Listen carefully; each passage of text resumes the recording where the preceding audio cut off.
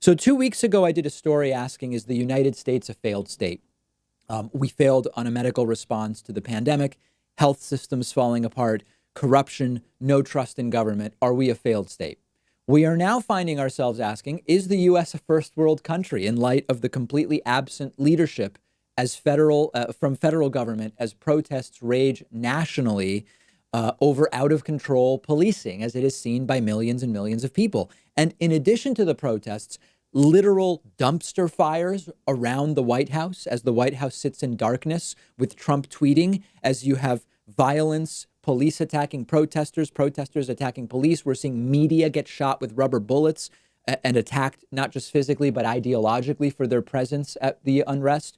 Caitlin Rust, a reporter for an NBC affiliate station in Louisville, Kentucky, was fired upon by police Friday night covering a live street protest that was going on. CNN reporter Omar Jimenez was arrested while covering protests over the weekend, subsequently released. It was chalked up to confusion by police about who he was. He happens to be black. Last night, Cleveland police said no media would be allowed in any of the downtown area as protests raged. It's not even clear that that's legal to do. This concept of a first world country comes from the Cold War. It has some implicit biases, but really now what we're talking about is the westernized, developed nations of the world. So look at what we have: corrupt, incompetent leadership, increasing attacks on media by government and by police, growing unrest between police and the public, a judiciary system that has two tiers, one for the rich and one for the poor.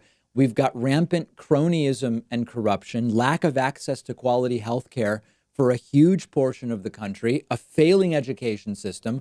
Our response to the coronavirus pandemic has completely failed compared to other developed nations. Infrastructure is not crumbling, but we are way behind where we should be for a country of our wealth. Look at our airports to some around the world. Look at our highways to those in many parts of the world.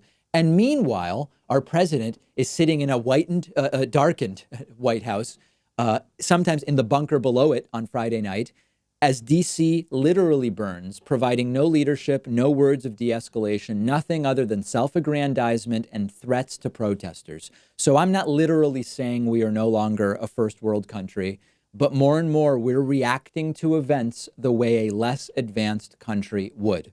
I want to hear from you about this. I will have more about it upcoming. Let me know your thoughts on Twitter at @dpakman. Remember to make sure you are subscribed for free to the daily 1 hour long David Pakman Show podcast on whatever podcasting app you use.